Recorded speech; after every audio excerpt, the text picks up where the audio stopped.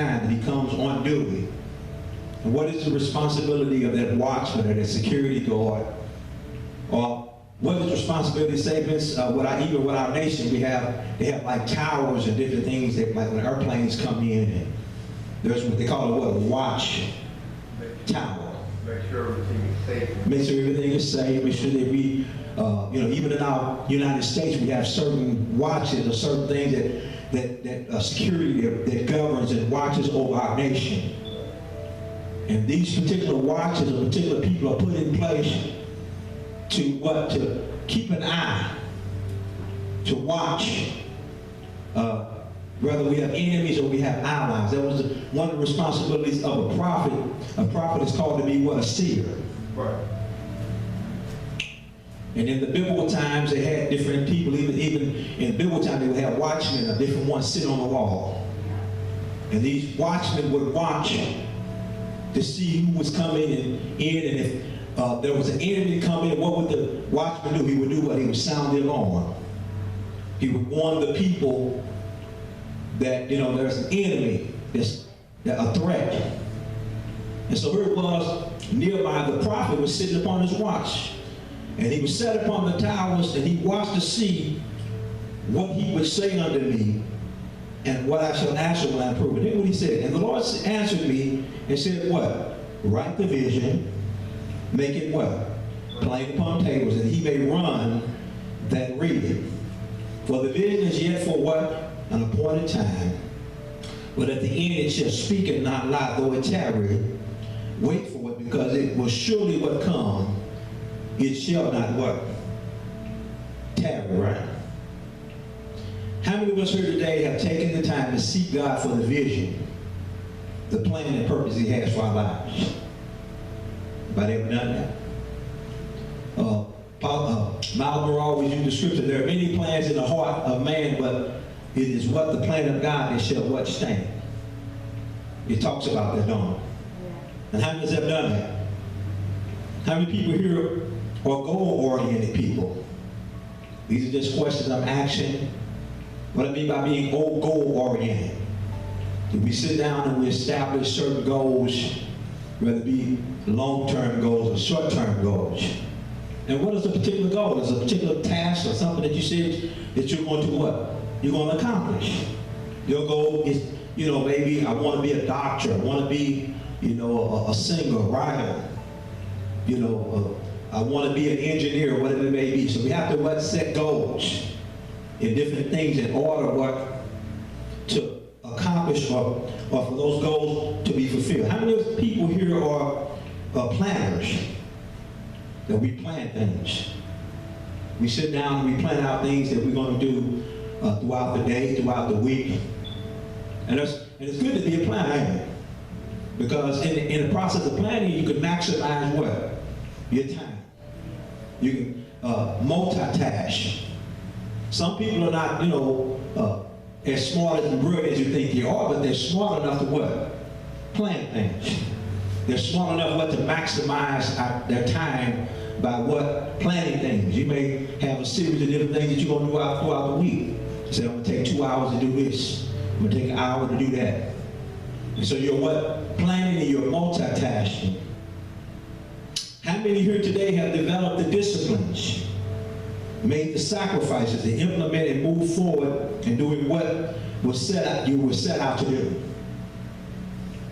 And it was like that? With discipline. What does it mean to be disciplined? Can anybody answer the question? These are just questions I'm throwing out. Discipline means that we know how to set our priorities right. We know how to govern ourselves to make sure that we focus on what our goal is or what we need to do. And we develop the disciplines by what? Doing whatever we need to do for it to be accomplished. If you're a person that is trying to be a world-class athlete, what are some of the disciplines that you have to apply in your life or sacrifices you have to make in order to be an outstanding athlete? Not to practice, exercise. What are some of the disciplines, the sacrifices you have to make? You have to tell their friends, I can't hang out with y'all today. I got training. You know, I got practice. I can't go out and, you know, indulge in certain things because it'll affect my, you know, athletic ability to be able to do certain things. There are certain disciplines, there's certain things that you may have to cut off temporarily in order to focus on achieving what that particular goal that you have set to do. The reason why I'm leading into this arrangement of questions is because as a part of this ministry, and we're going to be talking about that, to those that have been divinely connected to this ministry, we need to know the vision of this house. And I want to ask everybody, what is the vision for Kingdom Life Ministries? Can you look it up on your phone, brother? When you look up klifeministries.org. What is the vision for Kingdom Life Ministries? Anybody know it? And I'm going to read the vision to you. I'm going to read it to them. And then we're going to be talking about it, but I'm going to be going into talking about the life of Nehemiah. And I was expecting some other people to be here.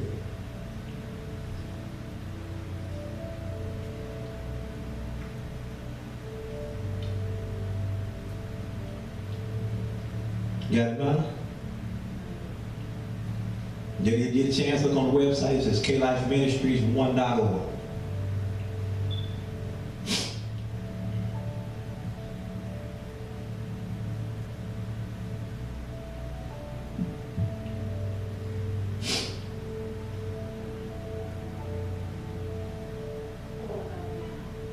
Yeah? Okay, I want you to read the vision, man. Or you can give me the phone, let me read it. Our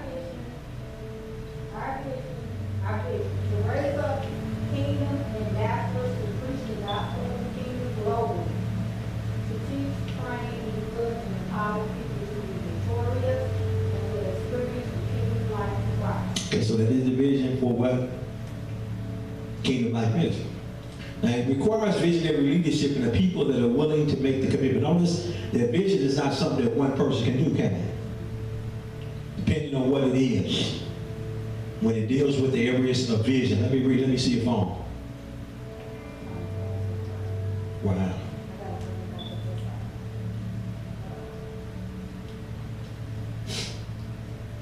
You hear this, Brother Pat? Visionary leadership requires a people that is willing to make what? The commitment. And how many people are really committed today? We found that out. The people are not always what? Committed to the vision, what coming into fruition or coming into manifestation of reality. And we know vision is something that happens in what? Different phases. Everybody hear me? And I'm going to ask the question, how many of us are committed in here? Committed to the vision. You hear me, Mike? Are you committed to the vision? How many are willing to make the sacrifice? Some of us are making a sacrifice. Commitment requires what? Time. It requires sacrifice. It requires faithfulness. It requires what? Discipline. It requires what? Being on time. All these different things. Y'all have been committed to doing that. In spite of all the different changes and different things that we've been through in this ministry. But the question I want to ask, how many have the discipline to stay the course? Because most people get on board, everybody wants to get on board, and everything is, you know, built up to the ground, and everything is going forward, and that's when everybody ready what? To jump on board. When everything what is up and flourishing and growing, but many people don't want to stay the course until they what? See the vision come into what? Manifestation. Or living reality. Every vision starts with an idea, a plan, a cause, a mission, intended goal to reach and expect results and outcomes. How many know that how many has got ideas that you've been given by God? Now, this particular ministry starts off with a cause. What is our particular cause? What is our particular mission for this particular ministry? Our particular mission and cause of this ministry is to have what? A kingdom impact on individual people's lives and impact on our city and abroad. Our mission, what, is to win souls into the kingdom of God. Our mission, what, is to bring about what?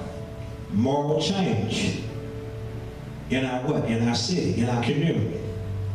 One thing that people think the church is about is the people coming to church, but how many know that the vision or the ministry is to what? Impact the world, or impact wherever your sphere of influence is. Just like, I'll give you an example, just like a law enforcement officer, he has a certain what? Jurisdiction on him that he's been placed over.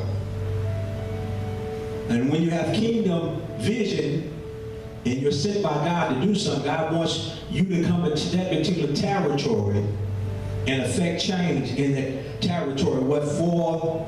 What? The kingdom of God. Y'all hear me? So we're called to be what? World changers. We're called to be people that what? Impact the world. We're called to be soul winners. We're called to be people that have what? An influence on the lives, not only just people in this particular area, but wherever what God has sent us individually, whether it be in the workplace, whether it be in our household, whether it be with our family, our friends. We ought to have what? A spiritual impact. Vision starts with spiritual sight and defies the limits of the human sight. I want to give you a perfect example. What I mean by that is Martin Luther King had a vision in it. He said, I had a dream. What was the dream about with Martin Luther King? That all men will be equal. Now we know that's right, but we know that Martin Luther King started that dream out, didn't he? And what particular disciplines and actions that he had to put in place in order to see the results of the outcome of what he was doing, because in the process of him doing that, Martin Luther King ended up what? Losing his life. Then, but we can see the vision, the dream that Martin Luther King had that came from God, but we seen it what come to pass. Because now the walls of segregation, religious barriers and walls have been torn down, and there's now equality among certain what? Ethnicities, race of people. That was a dream that he had, but he didn't fulfill what the whole dream.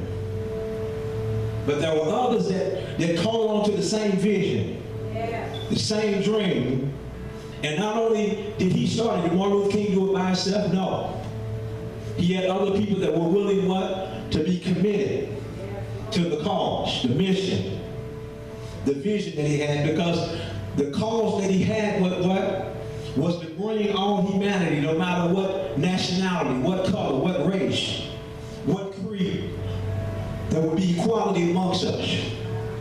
And he carried out what? The vision.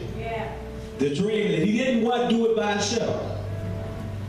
He was a visionary leader. He saw through what? Spiritual sight, what things could be like. It's almost like Martin Luther King saw the future, but yet still he was what? In the present. And he saw what it could be, and he began to what? Implement and to put into action this particular mission, the particular cause, the vision that God had given him. And now we see what the outcomes and the result. We still got ways to go. But now we see what equality amongst. Let's imagine if he would have aborted the vision. Let's imagine Harriet Tubman and different ones who rose up for equality, for equal rights among different ethnicities, races of people. Look what we would have been at if they weren't willing to make the sacrifice. They were not willing to make the commitment. They were not willing to put in the energy, the time, the work. Look what would have happened if they would have aborted the dream or the vision. But we see what Martin Luther King talked about way back in the 60s become what? A living reality. Y'all heard what I'm saying now? But he didn't do it by himself. It took a people that was what? Committed. A people that were willing what? To catch the vision. To follow the cause. And we know this was the vision of God because God is not into what? Hatred. God is not into racism. God is not into what? Black and white. And it's kind of crazy because we live in a society that we hate the very image of God. Don't we? Know what I mean? I hate the image of God because God created all of the races of people on earth. He created all of the nations of people on the face of earth. So when I look at that black person, that white person, that Russian person, that German person, I'm basically looking at what? The image of God. Because when God created us, his intended purpose was for us to manifest what? His image. His likeness and earth. So anytime I hate somebody, I'm basically saying that I hate the one who created them. Y'all hear what I'm saying? Vision gives people a cause to start from. Now, there's many causes out here. So every cause is not a good cause. But vision gives us what? A starting point. Vision gives us a place to focus our faith, our belief, our sight, and our eyes upon. And so when we come together, you come under visionary leadership. Vision gives you the ability to put your faith in something. Believe in something. Set your what? Spiritual sight. Your eyes upon. Of what could be. Y'all hear what I'm saying? Amen. Vision gives us what? A point of direction. A purpose. A designation. Ain't that something? That's why I said we are to what? Write the vision. And make it what? Plain upon tables. Because vision gives us what? A point of direction. Yes. It gives us a reason for doing what we do. Amen. You heard me, man?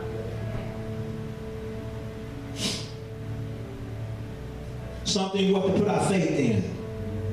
Vision gives us a picture of the outcome of what we're striving to accomplish in achieving whatever task, assignment, project that we're working towards. Notice what I said. Vision is a picture of the outcome of what we are striving to accomplish. What are we striving to accomplish in this church? We're striving what? To raise up a people that are what? Victorious. A people that what? That operate and move in God's supernatural power. A people that what? Will live what? A kingdom life in what? In society, the culture that we're living in that is so anti-Christ. They're so anti-God. They're so religious. And so we're raising up a people in this particular ministry that's going to what? Be victorious. Going to be what? Those examples that God has called and purposed for us to be. Vision gives us the plan and goal that we are putting our time, effort, energy, work, and resources in to make a living reality. I know with every vision there must be what? A plan in place. And guess what? When we put this plan in place then, and this goal in place, then we're willing to put our time, our effort, our energy, our work, and resources into making it what? A living reality. Anybody who willing to put in the time, their energy? When I ask you a question, Brother Pat, why are you here? Everybody need to know why we're here.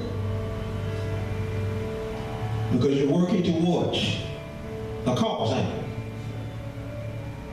It's like a construction worker. Or the one who, the architect who makes the blueprint and puts out the design for the building or the structure. He designed the building, but how many know that it takes a crew of different men? Takes a journeyman, takes carpenters, it takes electricians, it takes what? Plumbers. It takes bricklayers. It takes all of these different individual people coming together as a team in order what? To build the particular what building that the master architect has put together.